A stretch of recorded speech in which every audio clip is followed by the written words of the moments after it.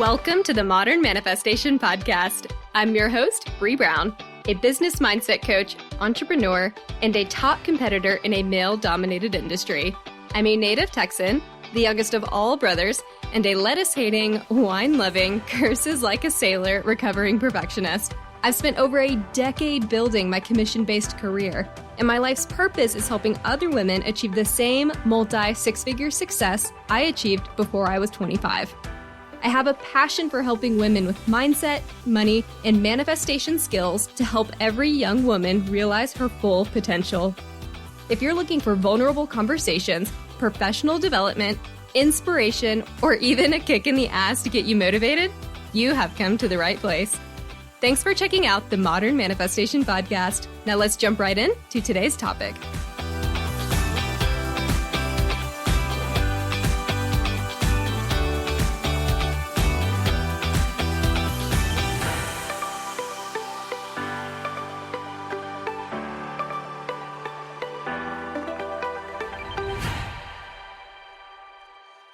Good morning, good afternoon, and good evening, all of you beautiful souls. I am so excited to bring you today's interviewee. I had the wonderful opportunity to interview Cassandra Wilder, also so boldly known as the Menstruation Queen. Today, we dive into a very taboo subject around a woman's menstrual cycle, your period, the time of the month, whatever you want to call it. We are diving into how a deeper understanding and connection with your own body is missing for so many of us. And we're also discouraged from talking about it. So ladies, this is for you. And it is such a critical relationship for us to understand as we strive to become more connected with our intuition and our higher selves. Cassandra is phenomenal. I've been listening to her podcast. I have been following her on Instagram, and I have gained so many nuggets and so many more insights into my own menstruation cycle that I felt the need to bring this to you guys. From a career in law enforcement to a badass helping women understand their own bodies, Cassandra has been an advocate and leader for women, breaking through the awkwardness, the shame, and the taboos associated with women's monthly cycles. Y'all know that I think manifestation is about your entire life. All of the actions that you take, all the intentions that you set, and the more empowered and intentional you are about your life, the more you're going to be able to manifest and be a master manifester. So I'm so excited to be hosting Cassandra today because she is one of the leading experts about menstruation cycles. And she has a lot of great tips for helping you connect to your body, your intuition, and therefore to the foundation of your manifestation journey. Cassandra Wilder is a naturopathic doctor and leading expert in women's cyclical health. Disrupting the norm in women's reproductive health, Cassandra is helping medicine upgrade to be more encompassing and empowering for women. I know there are so many things you're going to be able to gain and so many insights about how your body functions, and I can't wait for you guys to listen into this episode.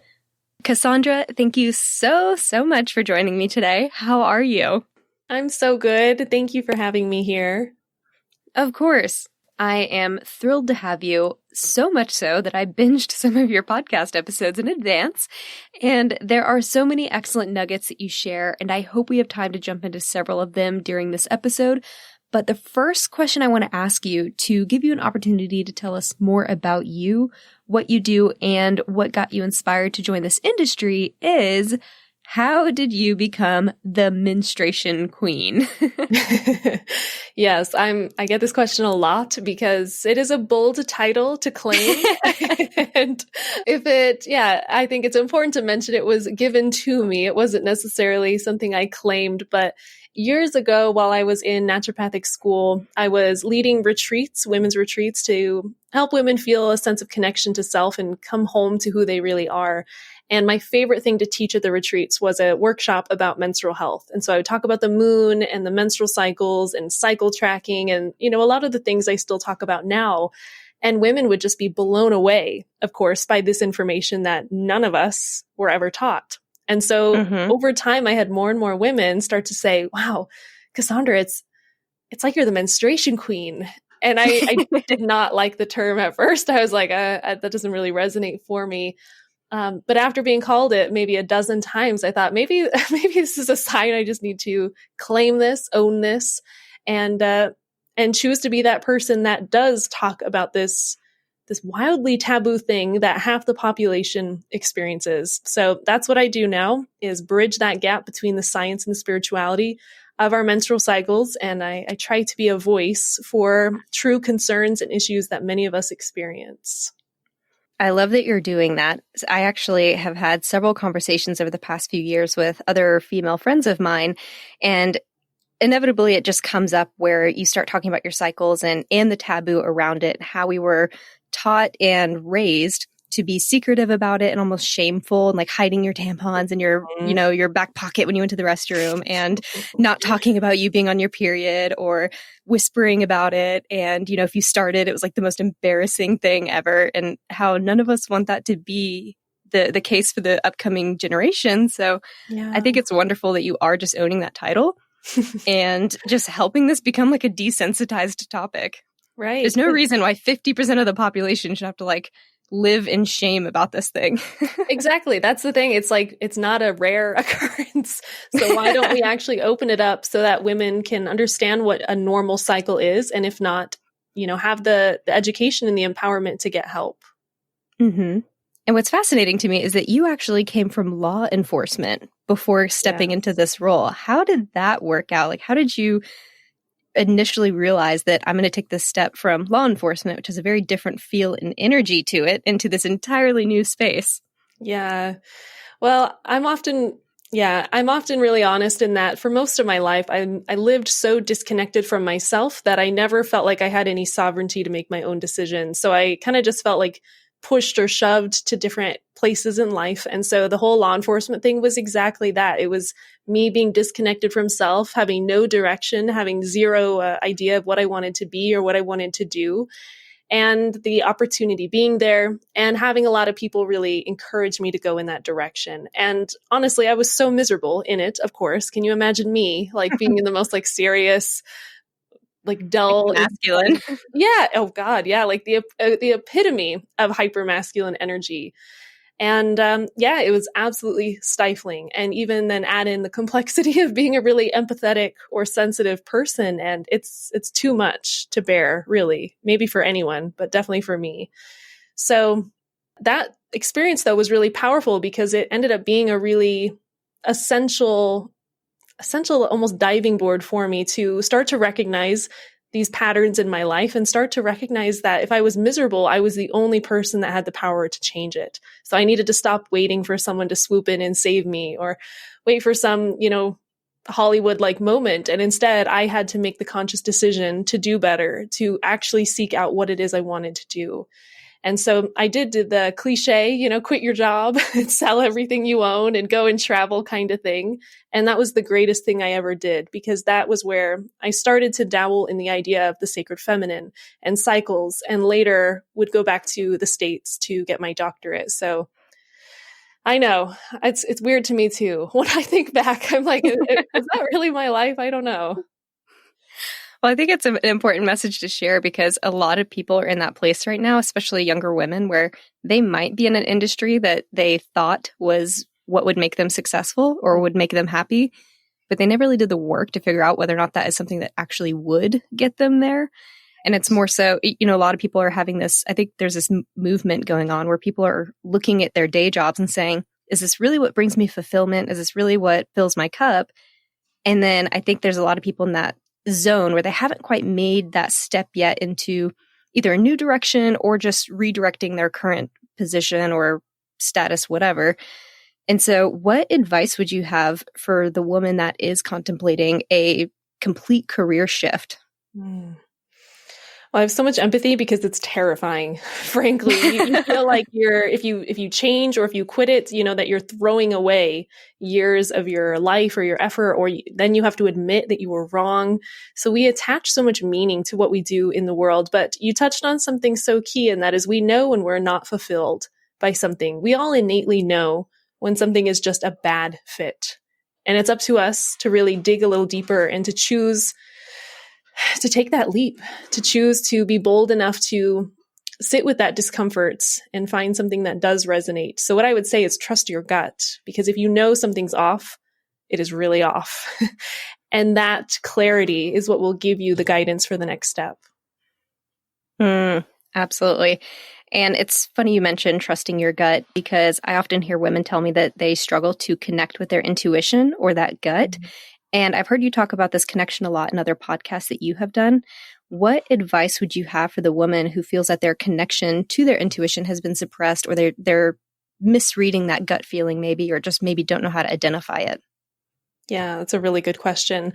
Honestly, most of us were taught to be linear. We were taught to be logical. And I think we all know what it feels like to be shamed for our emotions, or maybe more of those gut responses. So what I hear from a lot of people is the idea of like, how can I be intuitive, Cassandra? Or how can I trust this feeling? It doesn't make sense, right? That's what you hear people say. And it's almost funny. It's almost ironic, because your gut feelings will never make sense. They're the opposite of logic, of a linear way of thinking. So in connecting to your intuition, I find beautifully, to kind of bring all this full circle, the more we connect to our cycle, the more we connect to our womb and our innate patterns as women, the more we connect to what it feels like to really feel yes and to really feel no in our bodies. And it's a practice. So at first, it may be really challenging to know how to really read what the body is saying, right? To really know what a hell yes is. But the more you trust your intuition, the clearer it becomes. So it's a kind of similar to that last question, like it's a leap before the net appears kind of sensation, and then it all becomes easier. I love that. And I'm also right now reading Elizabeth Gilbert's Big Magic book. And I loved, actually, it was last night reading the section where she was like, your intuition works in the weirdest ways. And sometimes it might be like, stop in that coffee shop at 6 p.m. And you're like, why would I go into that coffee shop? I don't need coffee. And for whatever reason, your gut's telling you to do it. And maybe you walk in and meet some publisher that you were trying to get in touch with or something. Right. She's like, it doesn't have to make sense. It's those spontaneous moments where the universe is trying to help you manifest what you want. And it's just, it has to take you down a certain path you normally wouldn't go down in order for you to find that answer. And it takes a special mind-body connection to your intuition, like the one you're talking about, to have the awareness to say yes and go. Exactly. And yeah, I think you said it perfectly. It always happens in the weirdest way. It's never like, oh yeah, I'm definitely going to do this today. It's like what?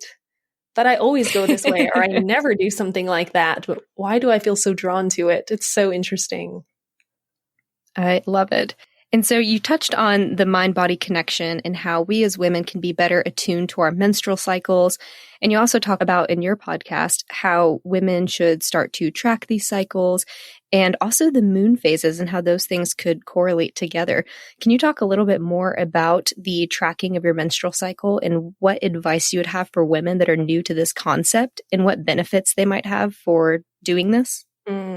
So life-changing. I'm glad you're asking this question. Our cycles are our innate productivity patterns as women, and we've all been falsely led to believe that we are meant to be constant and the same and at 100% all the time, and we're cyclical beings. Everything about us, from our mood and our libido, our sociability, everything fluctuates throughout the month in unison with our hormones.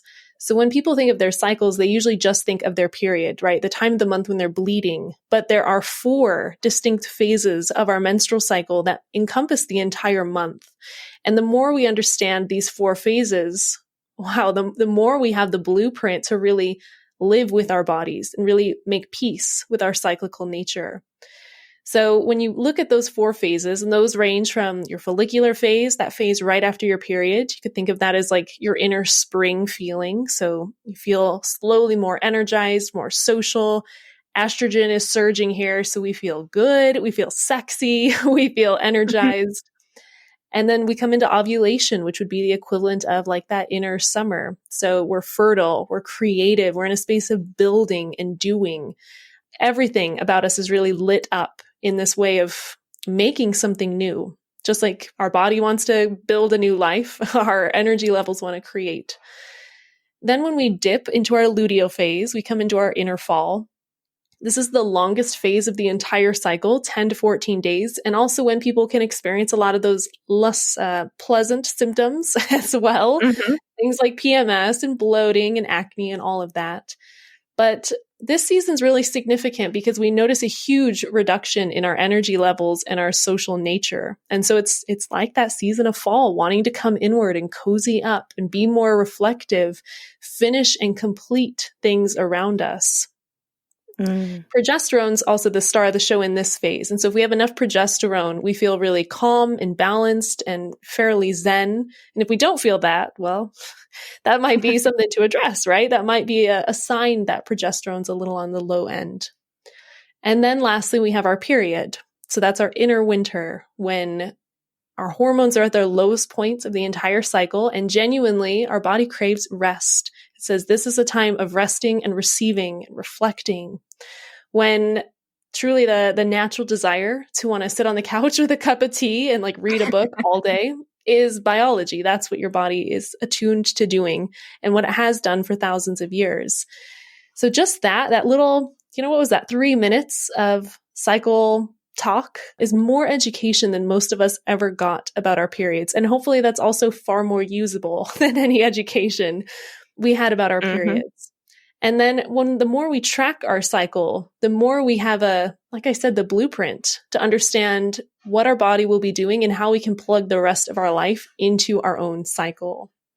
I love that. And what's so funny is that I was watching your Instagram reels the other day, and you had an Instagram reel about the education of our menstrual cycles in school. And I was like, oh my God, I remember that. It was like, for me, it was like, I'm pretty sure they modified some magic school bus thing to somehow talk about hormones. And I was like, I don't get it. What is happening? Right. But anyway. It was totally unusable, very awkward. Yeah, not what Here's a bag of pad and tampons. Don't talk about it. Hide it in your backpack before the guys see it. Exactly. That's and not just like how I remember. Yeah. And do you remember how big those pads were? They were like diapers. Oh, they're like diapers. Yeah. They're massive. Yeah. Oh, it was so bad. Yeah. You talked a lot about how women and men are cycling differently. And so women cycle over 28 days and men cycle almost on a day-to-day basis. What can employers do to help support women that are going through their cycle, or just being respectful of the fact that we have totally different energy phases and that we might be more apt to doing something one day and then something totally different the next? What do you think could be done in our day-to-day lives to just help and honor the fact that women have a very different energy and a different hormone cycle than our male counterparts in a lot of our industries, when the male cycle has been the one that's been honored? This is a profound question. And I wish every employer was asking this question of how, can I set up the workplace to not only be conducive to people with male hormones, but also people that are cyclical. Because like you said, the 9 to 5 and most constructs in our world are based around male productivity patterns. Testosterone works and men work on a circadian rhythm. So every 24 hours it circulates. And so if you look at the pattern of testosterone, it replenishes itself all night. And then in the morning, it really surges up. So people that primarily run on testosterone would feel really good waking up, doing a really intense workout, fasting, getting into the office around 9. They're social, they're productive, they're on point. And then by the end of the day, what do a lot of men, for example, want to do when they come home from work?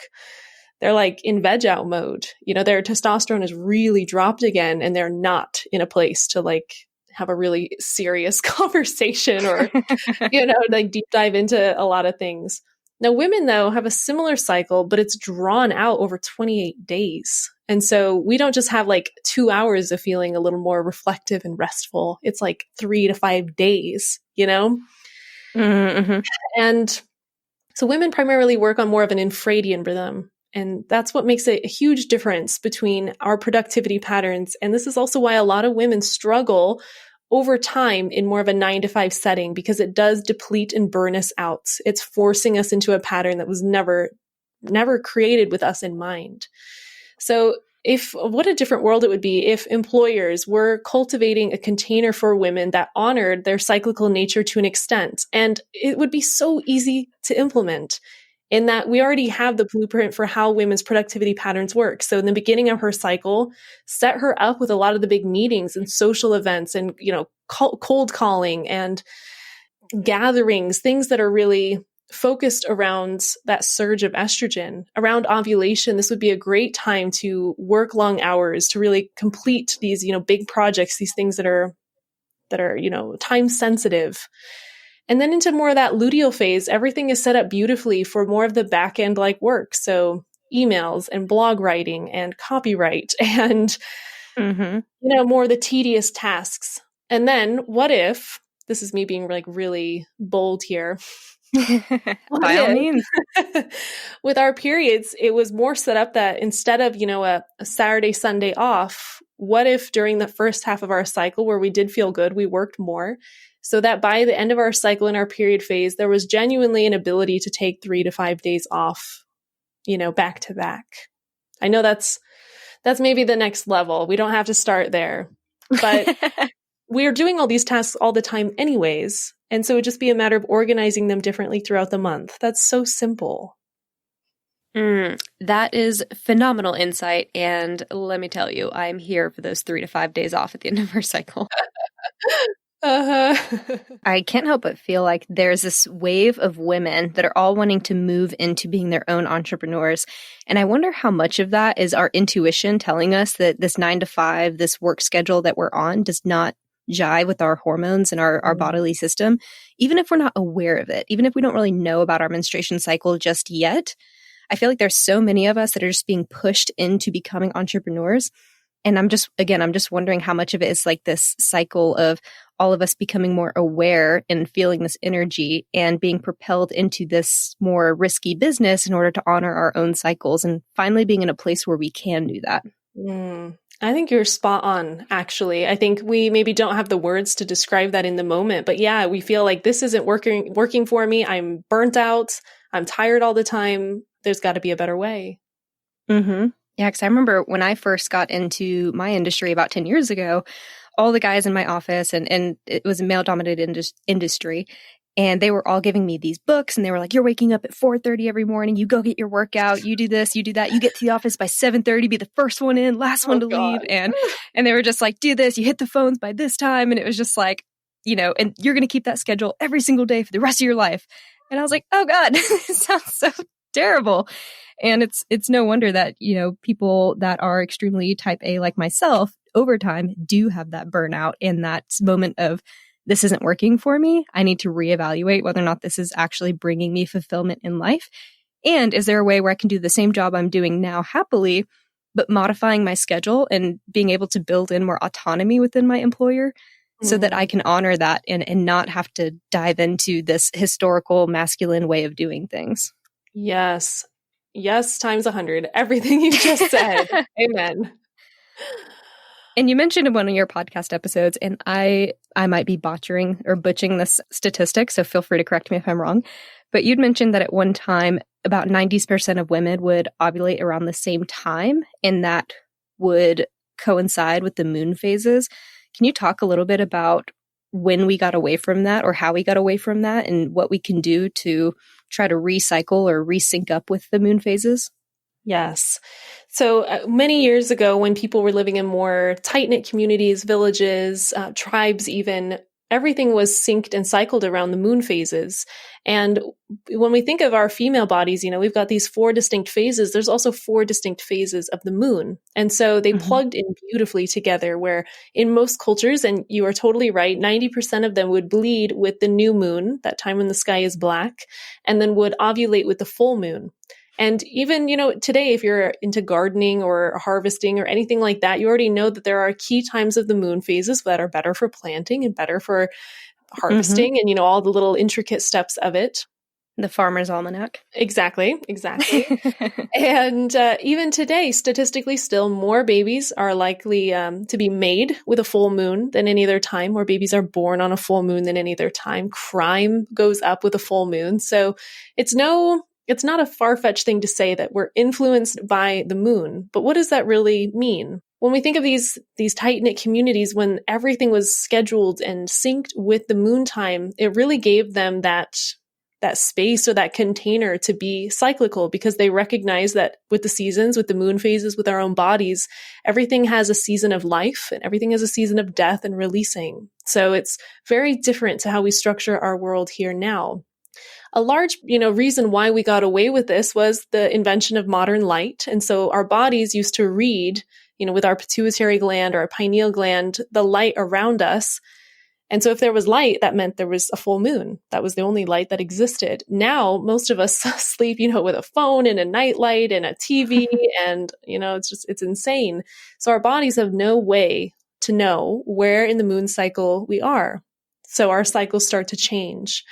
And this definitely influences hormones and how our pineal gland operates. And honestly, one of the suggestions I will give my clients if they're having severe hormone irregularities is to sleep in complete blackness, because that's enough to reset how the brain and the ovaries itself communicates. How interesting is that?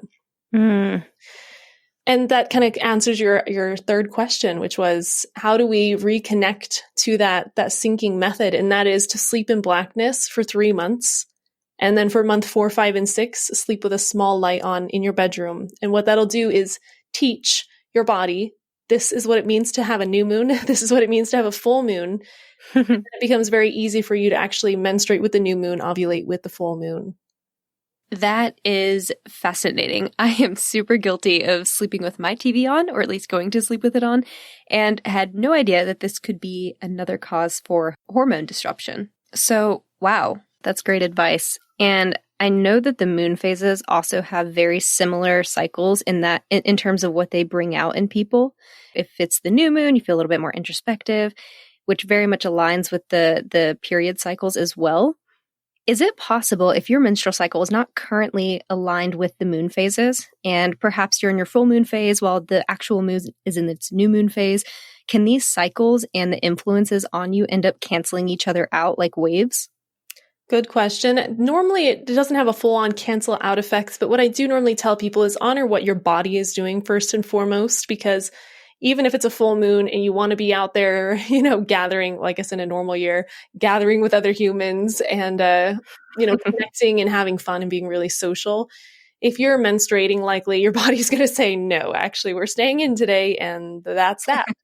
So, however, they can provide beautiful, kind of a beautiful lesson amongst each other. So if we're in one phase, say our ovulation phase with a new moon, perhaps with that creative energy, we can also be more reflective in terms of finding different solutions or different ways of moving about things. So they can actually enhance each other. And I think that's really profound.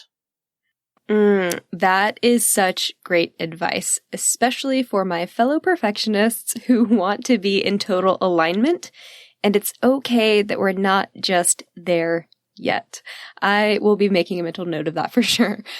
What advice would you have for the woman who is contemplating working with you, or what do you wish she knew before working with you? It's a beautiful question. There's so many different things. I think I wish more women knew what normal was in their body so that they knew when things were starting to shift and when they needed to bring attention to their body. So because most of us didn't get an education about our cycles, we often wait until something is pretty extreme before thinking to get help. So by the time we get help, we're spotting half the month and our periods are really heavy and we can't get out of bed for 2 days and we have a migraine. And, it becomes this really intense, exaggerated series of events. And so by the time they come to me, we got a lot of rebalancing to do. So the first and foremost, I think learning what your body's normal is, making a really solid list of the symptoms you're experiencing, and then truly assessing, is this normal? Is this how I'm supposed to be feeling? It's a really, really crucial first step. So by the time then you come to a specialist like me, we have the tools then to really start to deep dive in. Cycle tracking also is so essential because inevitably my first question is going to be, how long is your cycle and how many days are your period?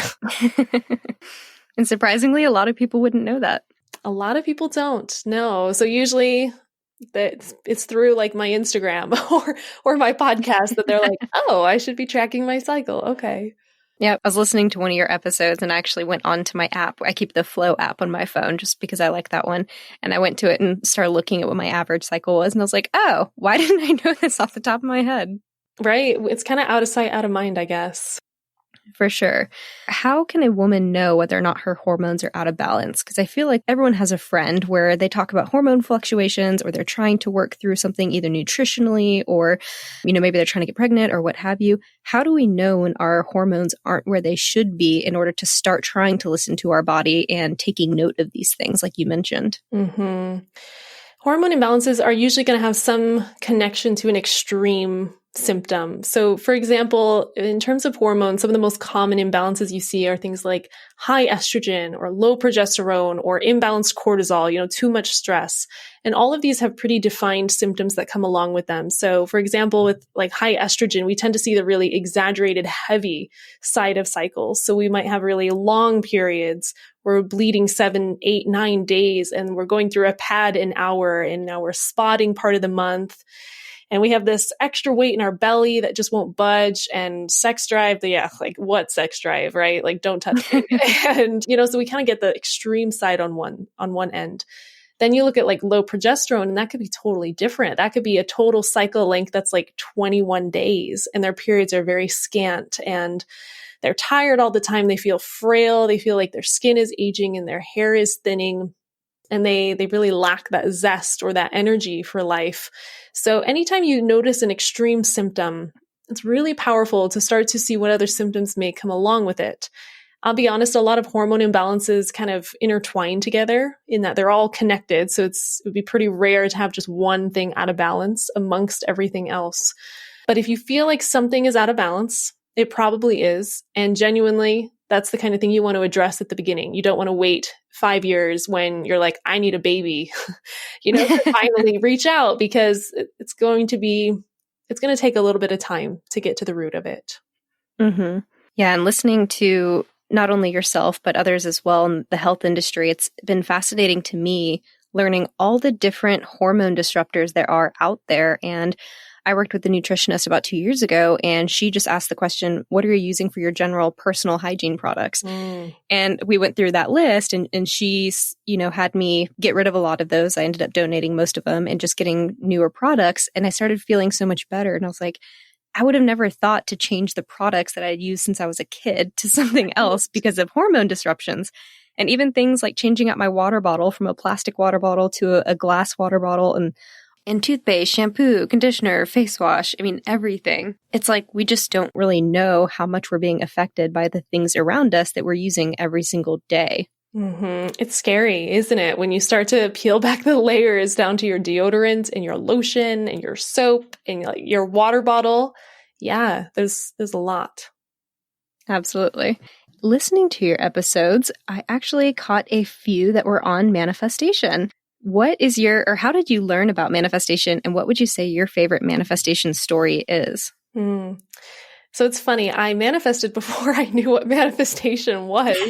I like a lot of us are that way. That's true. Yeah. We're like, I asked for this, but there was no formality to it, and now it's here. So it's super funny. But yeah, the first time I ever manifested was manifesting a different type of partner. And at that time, it was when I was still working in law enforcement. So, you can imagine the kind of people you're surrounded by are not necessarily the type of ideal partner you would maybe want. And You're not becoming the menstruation queen. No. Oh my God. No. I remember making a list of the dream attributes of this partner or this relationship I wanted. And I remember thinking that would be so amazing. But then also having, my previous mindset really step in and be like, yeah, but like that's going to happen. There was no real belief in it. And lo and behold, about 6 months later, I was in Costa Rica, and there's this person that just pops into my life. That's the exact person on that list. And so it was in talking to him that he was the first person that said, you manifested this. And I was like, I manifested this. And so as he described the practice of it, I was so blown away. And manifestation really is that simple, in that, as you said too, usually it's happening when we're not even aware of it. So even the most minute thoughts become those vibrational kinds of change that create our reality, which is both really exciting and kind of scary, depending on what our mindset is and what it is we're thinking on a daily basis. So it's incredible. I manifested finding my naturopathic school, the most incredible clients, this beautiful home I'm in. It really becomes accessible as soon as you put that intention out there. I love it. And that's actually one of the reasons why I reached out to you, is because I believe manifestation is not just the thoughts and the things that we're trying to attract, but it's also the action and the daily ways in which we live our life. And I think the more empowered and intentional you can be about the different facets of your life, which a huge part for women is our menstruation cycle, is the best way to get to a place of manifesting everything that it is that you're desiring. Yeah, that's a great connection. It's kind of like the more in flow, the more in my feminine I get to be, the easier life gets to be. And that's a really big reframe from like hustle and work hard and, work to the bone every day, where you're like, I feel horrible, but I'm like kind of successful, I guess. That doesn't feel good. Out hustle that person next to you. Ugh, I'm so over that word. I know. First one into the office, last one to leave. I know. Oh, God, those days. Like, you and your testosterone. Okay. And are you going to start banging your fist on the table too and telling me everything else I need to be doing? It has been so wonderful connecting with you. I have really enjoyed our conversation. Where can people go to find you? Thank you, Bre. This has been so fun. I'm on Instagram at the Menstruation Queen, so pop on over and say hi. And then also my website, CassandraWilder.com. Perfect. And for anyone that's interested in working with you, do you have any sessions coming up or any courses coming up? Yeah. So if you're interested in balancing your cycle, or if you feel like when I was speaking to some of those hormone imbalances and you were like, oh my God, that's me, she just described me, then that's something you want to address. I have my signature offering, Period Reboot, where it is the ultimate blueprint to healing your cycle, your hormones, and helping you feel empowered throughout the month. So the doors will be open soon, and that's CassandraWilder.com/period. Excellent. And I will make sure to tag all of these things in the show notes, as well as include the link to your podcast, Goddess Ceremony, and as well as your courses and everything else. Cassandra, thank you so much for connecting with me today. Thank you. It's been so fun. Thank y'all for tuning in to today's episode. I hope you took notes, because there were so many wonderful pieces of information dropped here by Cassandra. I will link all the ways to get in touch with Cassandra in the show notes. That way you can easily go and connect with her in a more meaningful way. I highly recommend that you go follow her on Instagram, check out her podcast, The Goddess Ceremony. Also head over to her website and join her mailing list. That way you guys are the first to know when her menstruation course goes live. Thank y'all so much for joining us today. And as always, if there are any nuggets of information that you think a good friend could benefit from, please share this episode and then rate and review so you can help others like you find out about this podcast. Have a fantastic rest of the week, and I will catch y'all next Monday. Until then, go out there and manifest some miracles. Thank y'all so much for hanging out with me today. If you enjoyed this podcast, hit subscribe so you can stay up to date with new episodes. As always, we would love it if you would share this episode with friends and family who could use the inspiration. As a new podcast show, we would really appreciate your honest feedback so I know what you like and what you could use more of. As a thank you for leaving us a rating, we will send you our 7 weekly tips to create space for abundance. Make sure you screenshot your review and email it to us at hello@themodernmanifestation.com so we can send them straight to your inbox. If you'd like to stay connected, you can find us on Instagram or Facebook at Modern Manifestation, or you can head to our website at themodernmanifestation.com. Thanks again for joining me, and I will catch y'all in the next episode.